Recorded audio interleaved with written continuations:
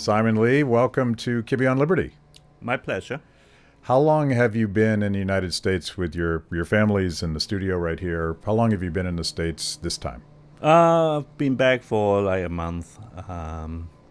It's well, I I came back at a very interesting time. It was right before the third wave started in Hong Kong, and it was right after the national security law. So, very interesting time, and I once again I feel freedom here, Yeah. and I think everyone pretty much aware of the fact that Hong Kong is has changed a lot in the past few years, and especially in 2020. So I have this very odd feeling when I'm back here at home. Yeah.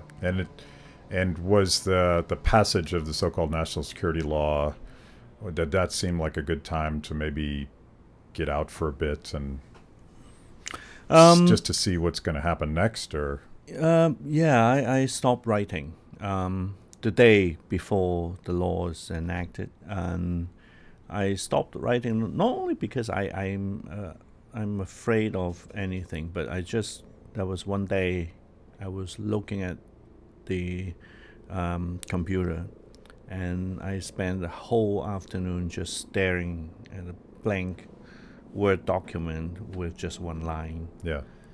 And then I was like, okay, perhaps it's about time for me to take a break Yeah. and see what would it be like.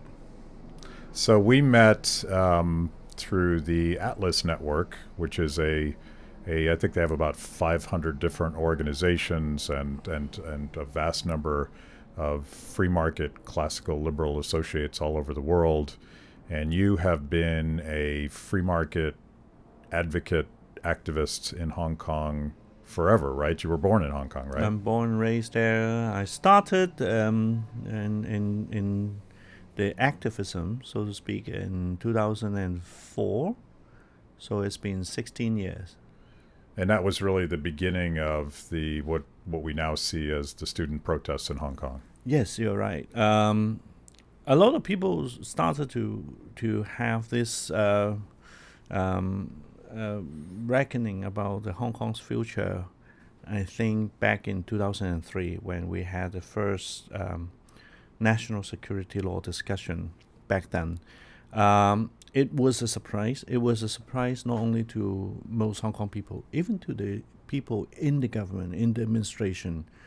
I remember at a very early stage, the Hong Kong government was caught by surprise, and the Secretary for Justice actually had a wrong interpretation of what she was intended to do, and the rest was history. We had 1 million people on the street. The government retracted the legislative proposal, and I'm talking about 2003.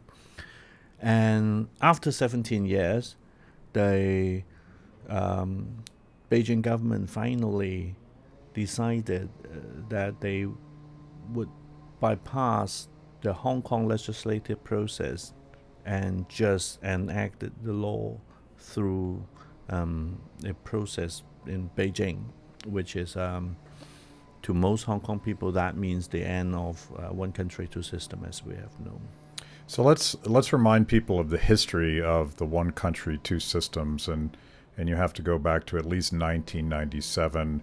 Why is Hong Kong different than mainland China, and why is China now trying to reassert its authoritarian control over Hong Kong? In 1997, Hong Kong was handed over to from London to Beijing, from a British colony to become part of the China, the People's Republic of China. Having said that, it was based on another agreement made in 1983, finally signed in 1984, ironically. That agreement signed in 1984 was called the Joint Sino-British declaration. It was a declaration by two nations. To put it simply, it says Hong Kong will remain an autonomous administrative region for another 50 years after 1997. Autonomy means Hong Kong has its own administrative apparatus, has its own legislature, has its own judiciary, and I think the most importantly is the power, the freedom to say no to Beijing from time to time. As we had in 2003, Hong Kong people said no to the national security law, and the law was shelved for 17 years. The reason why people says, okay, there will be no more one country, two systems, because Hong Kong people lost the freedom to say no at the end of the day. And if you do not have the freedom to say no, that means you have to say yes to everything. And hence no more autonomy. Yeah. And you have written about this extensively, and I want to get into the economic relationship between mainland China, which for most of the 20th century was trying to implement real socialism in very devastating ways, versus Hong Kong, which was an international port and a capital center and a free market. And Milton Friedman has had for most of his career pointed to Hong Kong as the most free market, free, prosperous city in the world. And why is Hong Kong so different from mainland China economically? Hong Kong was the poster boy for the free market movement, and Hong Kong was the poster boy for freedom in general.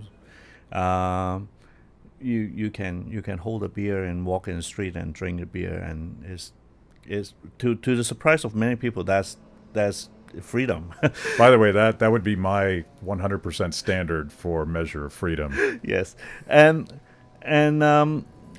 I think in a way Hong Kong has three very fundamental principles in place that made it the freest society. Number one is a free port. Free port means everyone can do business in Hong Kong, even if it belongs, the entity belongs to an enemy at war with the British Empire. I'm talking about German companies could do business freely in Hong Kong during the First World War period, and that was the history. Hong Kong was a free port; anyone can do business. That was designed to be part of the Hong Kong's institutional norm. The reason being, once you allowed everyone to do business freely there, you avoided the cost of maintaining the military presence there, because Hong Kong was, geographically speaking, not defensible at all. When during the Second World War, when Japanese invaded Hong Kong, it shows that if there's an army from the north coming to Hong Kong, there's no way you can defend it. Just it's indefensible. But being an indefensible port gives Hong Kong a very interesting institutional setup. You don't have a military presence. You don't have a very obvious military presence by anyone there. And secondly, because of that, you allow free trade to happen. Because if you do not allow free trade, as Bastia says, if goods cannot pass the border, soldiers will. So that was the beginning of Hong Kong being a free trade port and a free port in general. But if you look at what is going on now, New Zealand, Australia, Canada, the US, and the UK all declared they will stop the extradition arrangement with Hong Kong. And CCP, the Chinese Communist Party, is said that they will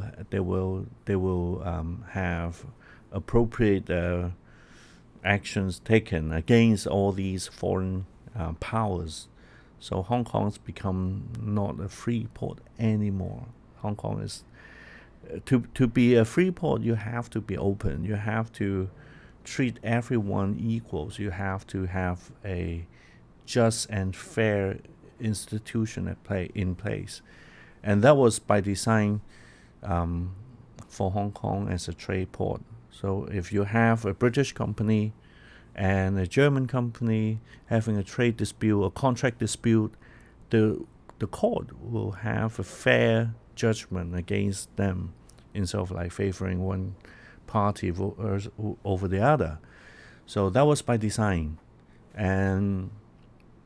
But if you look at the situation now in Hong Kong, everyone says if you are a mainland Chinese company, perhaps you will have certain preferential treatment over certain things. I remember in the past few years, our stock exchange been talking about changing the rules to allow more mainland company to be listed in Hong Kong, but at the cost of transparency and protecting minority shareholders' rights.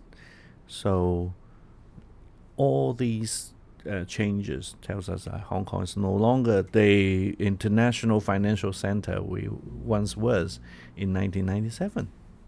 And I've read about capital flight and brain drains. People of talent are leaving Hong Kong, in part primarily because of the economic shift that you're talking about, but there's a real risk of their freedom and civil liberties as well.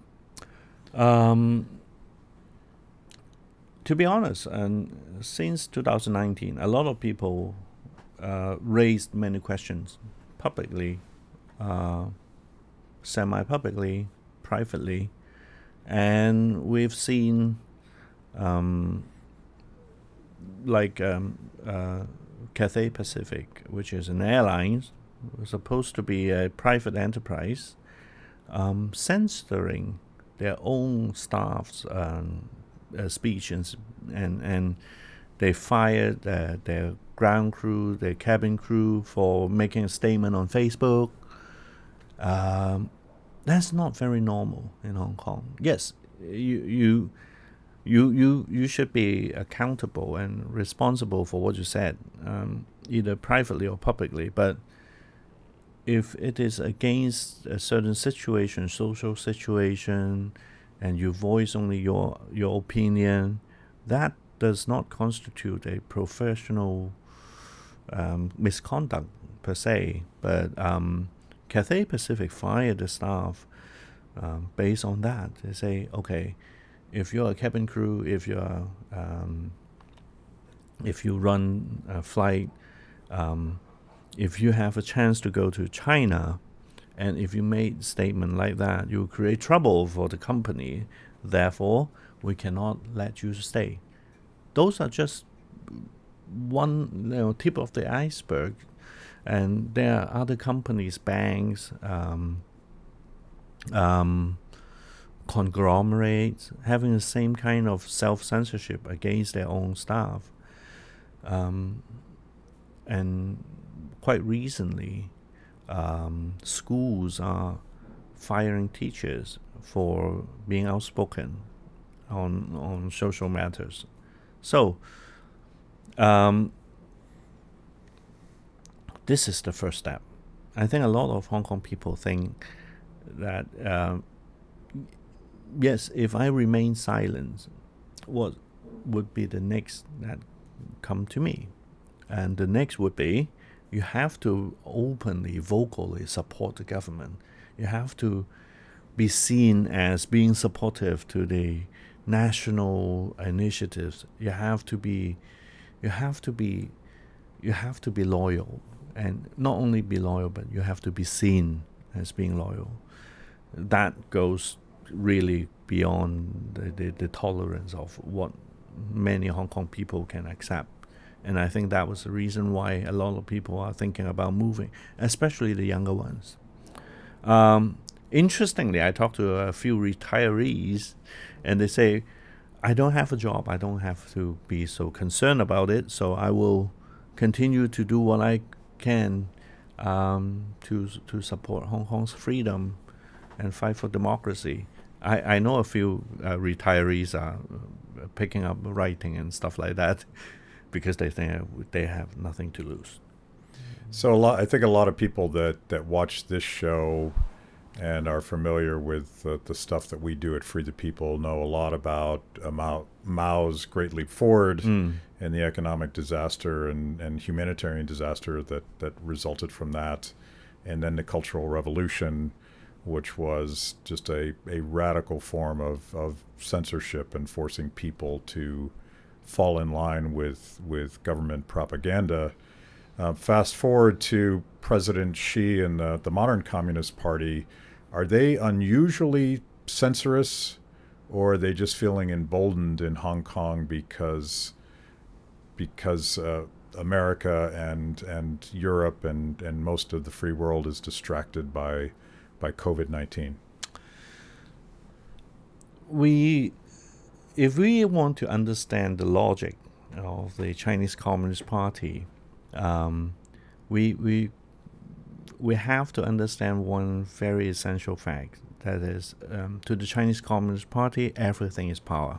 Everything is just about domination. So their views on the international relations is very conflicting.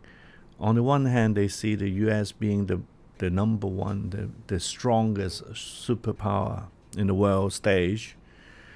But on the other hand, they look at the states as in a situation of disarray. It's not only about COVID-19, but generally speaking, they believe that the United States is in a gradual decline, and perhaps it comes to the critical moment where China can do something to claim the hegemonic position that they rightfully should deserve to have.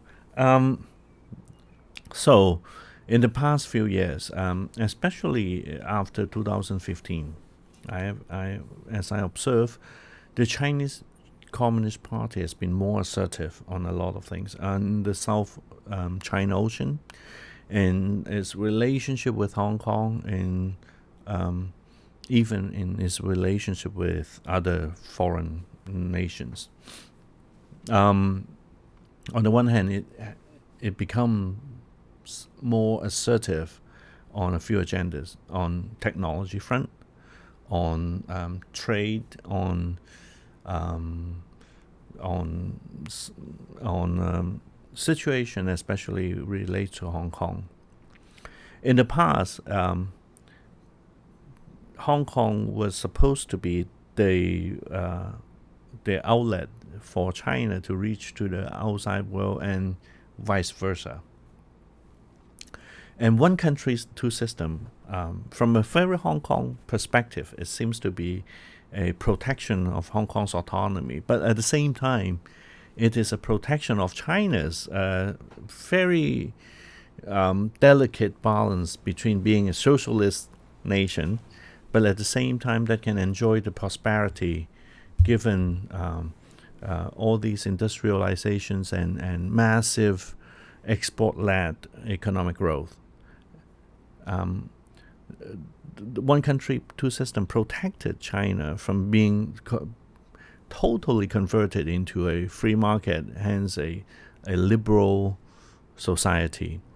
A lot of the trade and foreign import and contracts are done in Hong Kong, and China can enjoy the foreign capital, but at the same time without truly opening up itself to the world.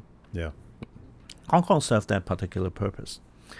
But since 2015, it seems China's changed its view on Hong Kong. They want Hong Kong to be China's platform for exporting its agenda through the Belt and Road Initiative, through the Explain what that is for people that don't know. The Belt and Road Initiative, I would say is, if you look at what China does, is exporting projects to third world nations at a huge discount, and sometimes even providing the financing to all these nations Quite often in Africa. in Africa, Middle East. Even they wanted to do that in Europe as well.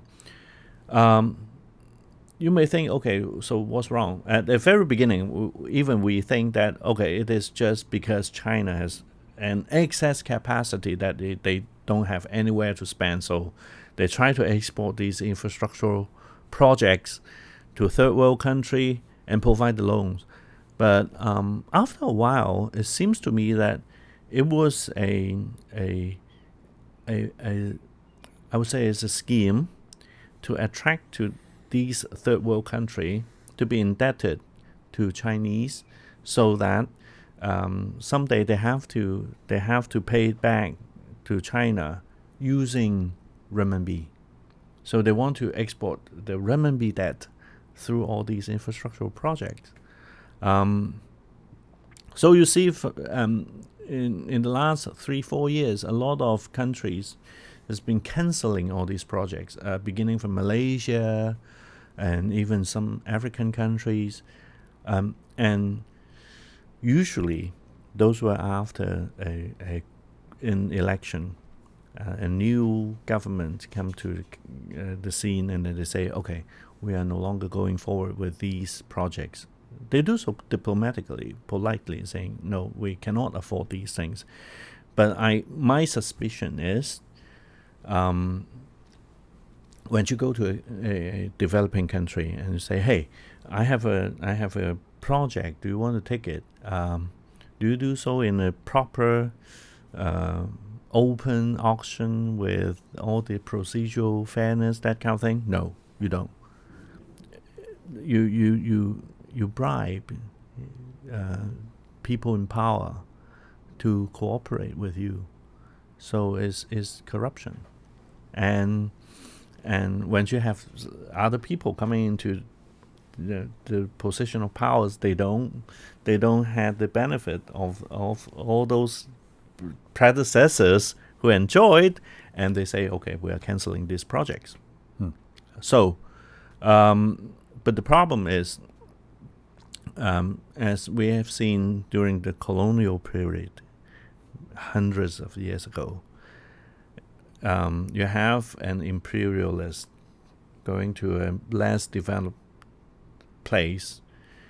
You deal with the nobility there, small group of people, and then you take advantage of their control. You take advantage of those nobility, the indigenous nobility, and exploit the common people.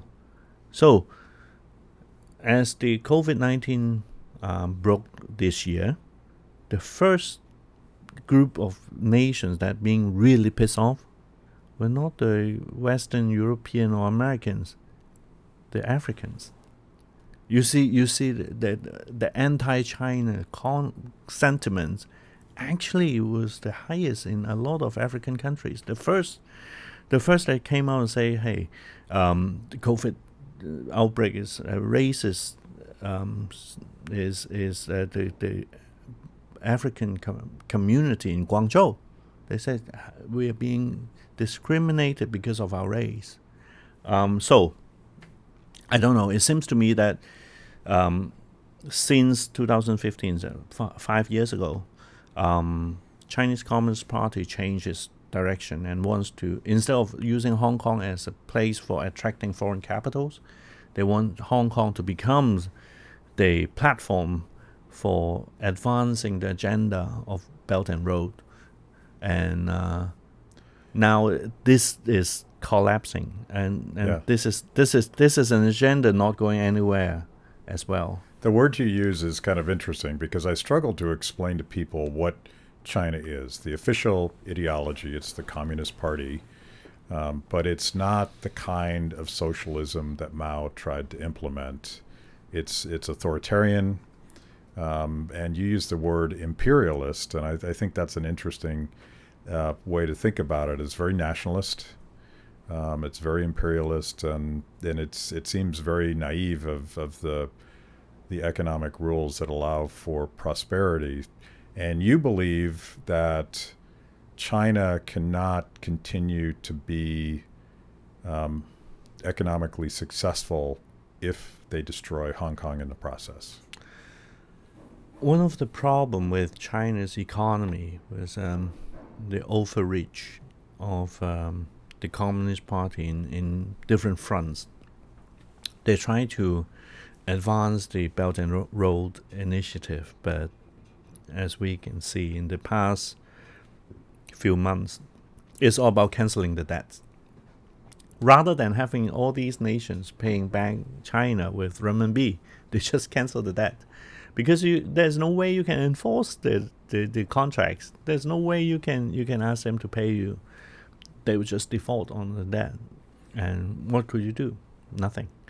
The debt level domestically in China is exceptionally high. Last year, they tried to have a tax cut because people can no longer afford to pay the tax. But on the other hand, the government, the machinery needs the money to run. So they raise that. And they issue a special bond worth like 1 trillion renminbi. So the bond, if it has to be repaid to begin with, but at the same time, the only buyer of the special bond issued by Chinese government was Chinese, because it was not offered globally to the world. On the other hand, and at a level lower than the national government, you have all these state industries, state-owned enterprises. Some are really big. In the past, they can raise that in Hong Kong, and usually at a premium, but it's still manageable. So they can raise money in Hong Kong to sustain its own operation. Sometimes it is not very efficient, but thanks to a monopoly, it's hugely profitable. So they can repay the debt. So it's how they run the show. But without Hong Kong, the second tier of the state apparatus, that's the state-owned enterprises, can no longer access to the capital. So how could they maintain the capital expenditure at this rate? I cannot see there's a possibility for them to really go to acquire companies from overseas or resources or anything like that. At another level, at provincial level, is a mess. Provincial level, China's debt is just a mess. At the end of the day, I think it will be absorbed by the central government. The People's Bank of China will take all the debt and they will monetize the debt. And that means everyone is paying for the cost of this overreach. I think that's ultimately the most pressing issues in China. And I cannot see any way they can deal with it. Of course, the Chinese Communist Party will say, look at all these Western nations, Europeans, or whatever, Americans, they are all in debt. Why is it a problem in China, not the rest of the world?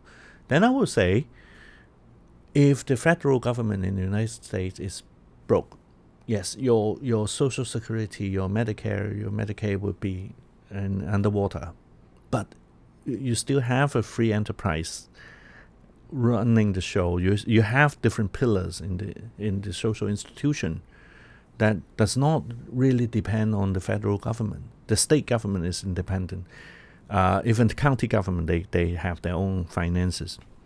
But in China, it is one machinery. One bad decision from the top will percolate to the very lowest rank of society, and you cannot say no.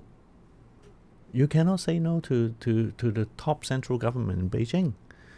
But given the different circumstances in different provinces or counties in China, how can you have one size fit all for everybody? And that was the reason why Hong Kong's been so successful, despite being part of China, is because we had the freedom to say no. Of course, the Chinese government says, look at all these achievements we had since 1978, since Deng Xiaoping started the economic reform. Yes, the economic reform was very successful in the first 20 or so years, but it was not without challenges. It was not without ups and downs. And if you look at the history of the China's economic reform, Hong Kong played a role. Hong Kong provided the capital, the expertise, the outlet for dealing with different challenges. But now, Chinese Communist Party homogenized the whole nation into one system, and I think that's eventually would be would endanger their own system rather than Hong Kong system. So it's a very sad situation. And maybe that's hope that the practical incentives of the Chinese Communist government will be to learn this difficult lesson and maybe pull back some of these authoritarian grabs. But right now, like I just Googled this before we spoke, and a professor at the University of Hong Kong, I believe, and the student activist, he was very involved in the protests and criticizing the Chinese government's trampling of speech and civil liberties, and students have been arrested and are disappearing. Talk about the civil liberties scene, because I think a lot of Americans remember last November, October, when we would see student protesters waving American flags, Yeah. and even citing the Bill of Rights and things that we frankly we take for granted here. We don't perhaps defend them enough in our country. But with the COVID lockdowns, it seems like the Chinese government has come in and started cleaning house behind the scenes when people can't see it on camera. And add to what you just said, the government is purportedly trying to postpone the Legislative Council election in September. Ostensibly because of COVID. Because of the COVID. Yeah. But just think about it. Is Hong Kong has been fairly successful in managing the situation. Yes, there are about 100 or so cases every day of testing positive, but I don't see it being a very clear and present threat to Hong Kong society. A lot of people are extremely displeased with the new wave of measures. They think the most important thing to do is actually to close the border, rather than limiting people's freedom in everyday's life. All restaurants are closed now. Government is providing very limited operation already, and it seems to a lot of people that these are all done just for the show, that to pave the way to postpone the election. And the reason why Hong Kong... And Beijing, to be clear, is calling these shots. It's no longer autonomous local government. A few weeks ago, if you link all these incidences together, including Benny Tai and the student activists, what Benny Tai did in the past 2 months was to run a primaries for the Democrats, for the opposition, and it was surprisingly successful. And They originally planned to have about 100,000 people vote in the primaries. It turns out is around, if I remember correctly, 600,000, which is quite a lot given it is a non-binding, just a show of your personal preference on the candidates to run in the election. It's just something harmless, very harmless. But if you look at the rhetoric of both Beijing and Hong Kong government, it says, "Oh, it's illegal. If the primaries dictates the future of Hong Kong, that would means that could constitute to be in sessions or something subversive." It's just illogical. But then they quiet for another 2-3 weeks, and given the third wave of COVID, and the government says, okay, maybe we can postpone the election for 1 year. If we connect all the dots, it seems that the government doesn't want to lose control of the Legislative Council, because this is the first time ever the opposition, the Democrats, and had a chance to take over half of the Legislative Council. So the government wants to postpone the election, but I think postponing the election was only the first step. If it really does postpone the election, what comes after will be even more ugly. Think about that. How do you change people's voting? Do you threaten people? Do you bribe them? Do you hand out money to your cronies so that they can buy the votes? I don't know what will happen after that. So I hope the election is not postponed. At the end of the day, there are a lot of administrative measures already in place that allows the administrative branch of the government to do whatever it wants. The Legislative Council has certain power, but it's not really that big deal. The government has already bypassed the Legislative Council in passing the national security law, isn't it? So they could have allowed the Legislative Council to say no to certain things, hopefully, but it seems to me that they don't even want to allow people to have a rhetorical chance to say no to anything. That's what it seems to me. So let's shift and talk a little bit about China's relationship with the United States and Hong Kong's relationship with the United States. Secretary of State Mike Pompeo announced a few months ago that Hong Kong was no longer, autonomous, independent, and our government now views Hong Kong as essentially under the thumb. One country, one system. Yeah, one country, one system. And that has real implications for trade and relationships with our country. What do you think the American citizens can do, and what can the U.S. government to do to bring pressure on the Chinese government to back off?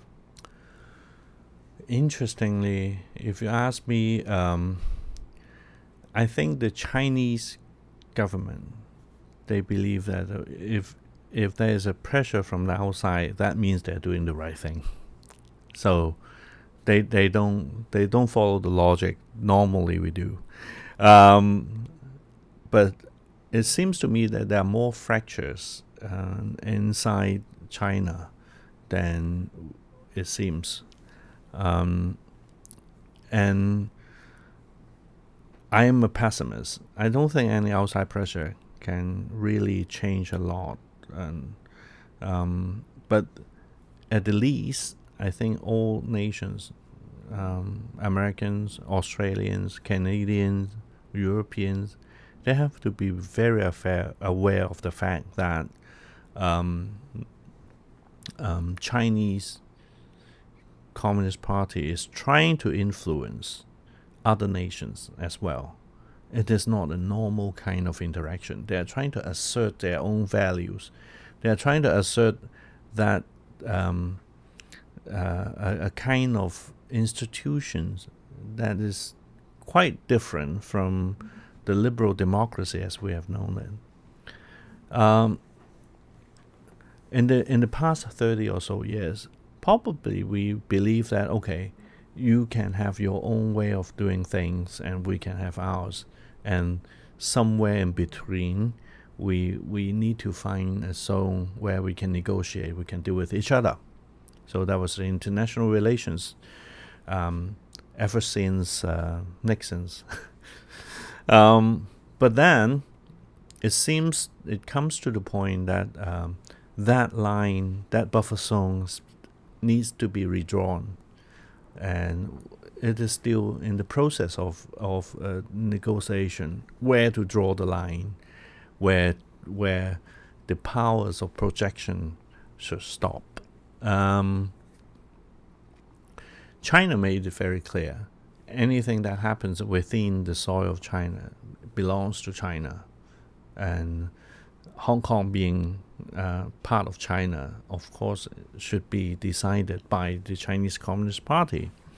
So every time when we talk about Hong Kong, the Chinese government has a standard line to take. That is, Hong Kong is part of China. So everyone just stopped talking about Hong Kong anymore. Of course, this is Chinese perspective, but for people in Hong Kong, it is a very sad situation because we were promised the 50 years of autonomy. That means Hong Kong people should have the voice, should have the right to decide on our own what's best for Hong Kong. But for other nations, I think firstly is to draw the line where these assertions can go. And if you think Hong Kong is part of China, and then so be it. It's one country, one system. Hong Kong no longer deserves any special treatment, and it's a fair game. And if there are any consequences to Hong Kong and hence to China, it's because you made the decision that Hong Kong is one country, one system. I think that's first what the international community should observe. They should no longer provide any preferential treatment to anywhere. But secondly, I think it would be a very long and process of withdrawing the international rules of the engagement with China. China tries to develop its own alliance with Iran, North Korea, but they don't really have any common interest or common ideology per se. One is just different. They are also different. Perhaps they have common enemy, that is the rest of the world, but can they really sustain that kind of fight for a long time? I don't think so. So I think for the time being, everyone's just better protect their own ideology. And say in America, it is a nation of free thinking people coexisting for 200 or so years peacefully, and it's a place where people can come and become Americans. I think we should protect that first and foremost. What do you think about the idea of allowing Hong Kongers to immigrate to the United States as political dissidents, much like we did with Cuban refugees under Castro? The UK already offered Hong Kong people who hold a British national overseas passport to stay there for 5 years on even without visa, stay there for 5 years and then have a pathway to citizenship. The pathway to citizenship is a good idea because it is a mutual relationship, right? You move to a new nation, you become part of the nations, you integrate into society, you find a job, you contribute, you pay taxes. I think those are important. You cannot have free riders just be somewhere and then say, hey, I want to be your community. So it's a mutual thing. You need to be accepted by the community. That means you have to do something. So I think the United Kingdom's way of dealing with it is pretty smart. And in general, I think this the United States needs to look at its immigration policy as well. Yeah. In generally speaking, if it opens up to attract the talents, attract people who can really contribute to society, who are willing to become Americans, yes, I think I'm all for allowing people to choose where they are and who they are. We should always, as libertarians, allow ourselves to shape, to define ourselves as who we are. So, and also other people as well. So I think at the very essence, the immigration policy is really about allowing people who wants to become part of your nations to become your nationals.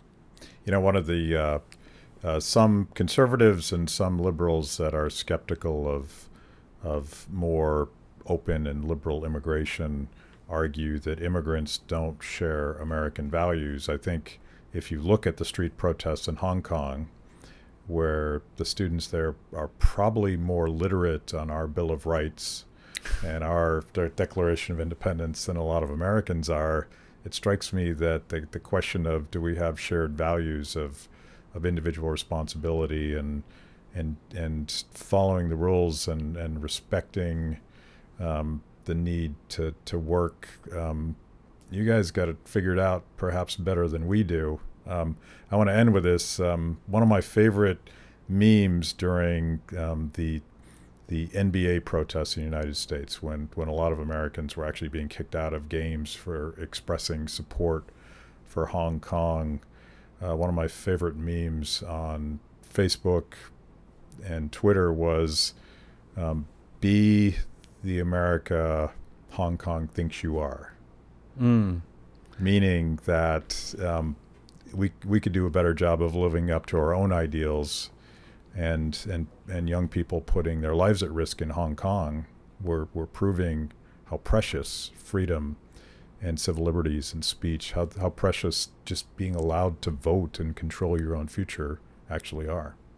And yes, and I've been in the freedom movement for 16 years, and a lot of people says, hey, what are you doing in Hong Kong? Do you still need to advocate and defend freedom there? At the very beginning, I thought, it's like telling the fish that how important water is. But down the road, it shows that, yes, freedom has to be defended. Even though you are already quite free, you still need to defend the freedom. You still need to defend the institutions. Otherwise, thanks to the law of nature, things will crumble given enough time. So it is very important that America defends its own freedom, defends its own institution before it collapses. That's a great way to end. Thank you. Thank you. Thanks for watching Kibbe on Liberty. By now, you know this is the most important event of your week. So make sure you subscribe on YouTube. Click the little bell so you get notifications. Kibbe on Liberty, mostly honest conversations with mostly interesting people.